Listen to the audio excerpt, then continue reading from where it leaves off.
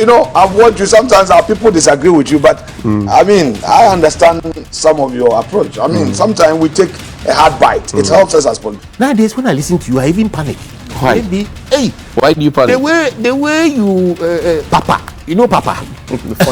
Figuratively, he bites as hard as he can. Okay. And of course, when he puts his fangs into you, you certainly feel it. I think it prickles. Watch Johnnie's bite.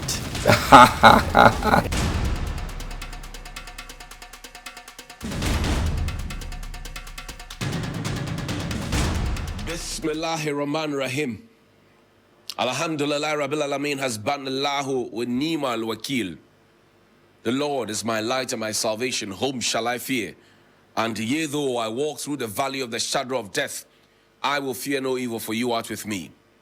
Thy rod and thy staff, they comfort me. Thou preparest a table before me in the presence of my enemies. You anoint my head with oil. My cup runneth over, and surely goodness and mercy shall follow me all the days of my life, and I will dwell in the house of the Lord forever and ever. Amen. Assalamu alaikum. It's Wednesday. Welcome to Johnnie's Bite. Today is always a special day. You know, Wednesdays are special. And for all those who spend time to pray for me, especially on Wednesday, and those who spend time to pray and support and share the link and like and comment and give me feedback on the side, I appreciate you. We are doing this to make sure that we don't derail from the original course of getting Ghana to be great again. Because at the last check, one of the presidential aspirants on the ticket of the NPP, Dr. Engineer Kwabena Japan, said we had gone to the IMF on a stretcher, and he spoke no lie. So we want to get back on track, and we will keep talking until the things are done. We still expect that our president will have a change of heart and cut down on the ridiculous size of his government. Cut down on the ridiculous size of his government, because all the people that he brought to us and told us he would do A, B, C, they are all preaching a different tune. That in itself should set the alarm for the president to know that the people that he had so much trust in now say they have got a new vision, they have a new direction. That could be a vote of no confidence on the president. But this morning, yesterday, I had conversations with two senior citizens. And the first one happened around Mamprobi, where an electric pole was, put that picture up quickly. An electric pole was going through a building. And this senior citizen, who has also served in some capacity, asked me whether or not the electricity company of Ghana is very much aware of this. And this is very, very dangerous. I am sure that they did not connect themselves to the meter. So if you know Mamprobi, Kwalebu Mamprobi Road, well, there's a place called Okomfuakuye. If you take a turn there, I think the 1, 2, 3 junctions or so, it says the house is on the right-hand side. And this is an electric pole. Electric pole. I'm sure the ECG staff go around there, they go and distribute meters, and they go and take their bills, and they go and check for illegal connections and all of that. This is happening in Accra. A senior citizen sent it to me. And I felt very alarmed. And I'm not sure this is the only one. I'm sure there are many others. So good morning to ECG. This is in Mamprobi in Accra. Good morning to you, ECG. Good morning to you, Lawyer Mahama. Now, yesterday, the Majority Chief Whip, MP for Nsawama Drudgery, Mr. Arnold Dompre, he had cause to complain about how the minority were not showing up in Parliament. And he's not the first to have complained. There will be many others who have complained about the minority not showing up in Parliament and rather deciding to be in court to support their colleague Jachi Kwetsin, because the minority is asking for a nollie prosecutor to be filed. They are not alone. They are with the likes of the Venerable Aikwe Otu, Marietta Brewer-Piopon, who have also served as former Attorney General. That matter has come up. Attorney General says, let's be cautious about it. But people say, look, you, Attorney General, started even commenting about these matters a long time ago. I don't want to get into the merits of it because it's before a competent court, a court of competent jurisdiction. But yesterday, he had cause to complain in Parliament. And he said that the attitude of the minority was childish, and that they were calculating the number of days that they would spend, because they actually participate in sittings of committees and not at the plenary. He may have a point, but I would rather that when both the majority and the minority speak, the NDC and the MPP speak, they credit us, the people of Ghana, with some level of intelligence because, number one, we are their employers. They come to us every 4 years to renew their mandates and their contracts. That's the first one. Number two, they are not in parliament on their own volition. They are in parliament for us, to serve us. Number three, they are in parliament to make sure that the things that have to be done on our behalf have to be done. So we are complaining about the minority not turning up in parliament and being in the courts to support their colleague.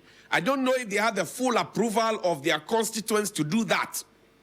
But if they don't have, maybe their constituent needs to start calling them and telling them, boss, madam, this is not why we sent you to parliament. And then they also need to focus on the majority. Many of who are following Dr. Bawumia, because they are even ministers of state. There are ministers of state who are following Dr. Bawumia around. There are government appointees, presidential staffers who are following Dr. Bawumia around. There are other CEOs and the rest who are following Dr. Bawumia around. There are some MPs who are following on the side of the majority, who are following Alan Tremanti around. And there are many others who they support. Kennedy Japan, all of them. So the question we must ask is, while they are away doing campaign, while they are away following their favorites, while they are away using our time to campaign, are they going to take salaries for the French leave that they have taken without our permission? Because we are the employers. It's a question that we must ask, no? Because these gentlemen and these ladies work for us. So are they going to actually pay us, compensate us for taking our salaries? Because July is about to end. They will take their salaries for July. But for all the days that they are out there doing what they call a probo and campaign and going around and say they are sharing the message, a message of change, hope, blah, blah, blah, blah, blah. Will they pay us? Has the vice president himself shown leadership and taking his leave? The MPs, have they also taken their leave? It's a question that must be asked. Because if you are a government worker, you are a CEO. If I decide to absent myself, I'll be dealt with. If a worker at the ministries decides to absent themselves 2 weeks on ceremony, they say, oh, my uncle had a campaign to be assemblyman, so I went to support my uncle. Would that be accepted? But these same people who lead us, who are now drawing our attention to the fact that some people are not appearing in parliament, are not able to call their colleagues out. So I encourage my good friend Arnold Dombre to also call the majority out. Because at the last check, there were only 15 people on the side of the majority, 15 or so, in parliament, when the minority had walked out. 15. So where were the rest? Because they hadn't declared that they were going to walk out. They had not said that. So where were they? And are they using our money? Are they using our time? While they are away, who is doing their work? And while we don't know who is doing their work, will we pay them at the end of the month? And is that value for money? Is that how to protect the public purse? Is that accountability? Who is supervising them? Sayo, Nupabeje, Lo. I know that ministers are supervised by the chief of staff. I know that there are very different layers of supervision. Who is supervising what? They are members of parliament. We've seen them on tape. They themselves will leave and go and do their own campaigns later. But now they are doing follow back for people. And are they doing it on our money and our time? Because we have time to go and campaign, but we don't have time to appear in parliament. So when we talk about right, we talk about left too. Now I spent the last 2 minutes talking about a subject matter. There's a letter, put that third letter for me, signed by the Honorable Minister in Recourt, and another senior citizen raised this concern with me. And he raised this concern because, number one, he told me he is gone. And I know he is. Number two, he raised this concern because when the Achi Mota, Shikpon Sanjeba, I raised the concern. Ni wosani no ni gan ke ni adoto tinto ni sempe ameka o nye shia sane won investigate won kwemi besi ne when the Achimota land saga came, Gamanche Boni Itakite Kochuru Nije Nyo what do you call it? They said they were investigating. So everybody ceasefire and what bua men, what lumo and what here and yellow and what fading. May investigation of your not being at a flatche. Now this morning, the Greater Accra Regional Coordinating Council, dated 31st of May 2023, relocation of institutions occupying the regional office block of the Public Works Department. Now the question the senior citizen asked me is that the redevelopment, is it being done by government? Or has this also been given to a private developer? And what are the terms? There's, in this letter, we don't have too much time, but in this letter, it says that they will be reassigned to places. Now, bring me the second letter. In the second letter, they said there will be refunds that will be given to them. It says, I am directed by the Honorable Regional Minister to inform you of the redevelopment projects government intends to undertake. In this regard, all tenants, including the other government institutions, are to vacate the premises latest by the 30th of September 2023 to pave way for the redevelopment exercise. Modalities are underway to refund rents of the remaining months on the various tenancy agreements to all affected tenants. We wish to apologize for any inconvenience that this arrangement may have caused. Let's see the signing, who signed it. Let's see the person who signed it. So the question the senior citizens asking is that Ebenezer Chumba, regional engineer, the first one was signed by Honorable Henry Kwoti, is the regional minister. So the question the senior citizen is asking me is that, is this going to be done by the state, or is this also going to be done by a private developer? Has it been sold? These are questions that he's asking. And I'm sure that if we have a press release or something, it will bring out the answers. Because in not so long ago, when Honorable Suhini brought that tape from Parliament, how a chief director of the Ministry of Lands and Natural Resources had told us that one person with his company had been giving 50 acres of land at Adenta for reclaiming 6,000 acres of land. Maybe 1 acre is about 4 plots, right? So multiply that by 50. There are lands in Ghana, state lands. And the question another citizen asked me is that if we can go to the extent of using private entities to say you want to protect public lands or state lands, then we should be questioning the capacity of our police and our military and our security agencies.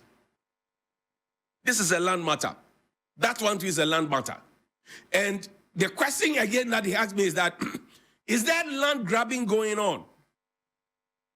Because yesterday, one of the people who sell around here told me that their children went to school around the 37 area, and they were told that when they vacate for the third term, that will be their final because they will be distributed to other schools, and that school will no longer be their school. What is happening there? Somebody too told me that one of the security installations around the Cantonments, Laboni area, the training school has become what it is. Is there land grabbing going on? And who are the lands being grabbed for, if there is really land grabbing going on? And for what purpose are the lands being grabbed? And are the lands being grabbed by people who have eyed those lands for long? And what is their connection with the powers that be? Land grabbing. Because as a boy growing up, Airport, a boy growing up, Jaolu, a boy growing up, Roman Ridge, a boy growing up, Cantonments, there were homes that you knew and not knew that these were homes of officers that served. They wore uniform. Today, those homes are no longer places where officers live. You go there, there's either a sky-rise building here, there is some private entity here, there's some foreign company here, and you ask yourself, how did we allow all of these things to happen? When they say cantonments, it has a meaning. It is supposed to be a habitat or a haven for military people and security people. Go and check cantonments today. It is a run for the high-end people and people who can afford it. Is there land grabbing happening? Is it happening? I don't know. I have only asked what is on the minds of the senior citizen. This one, I'll end with this one. Something that he said. He said, Johnnie, Esheheko ni saniwo, ni wadra, ni wagbloi, ni wabehe wale, wakenye noni sanya kema, koni nye kema, keje na kae, ake gan fe baya, ni ablekuma ni saneba kumawo, agbene ba boy wo komomo. Good morning.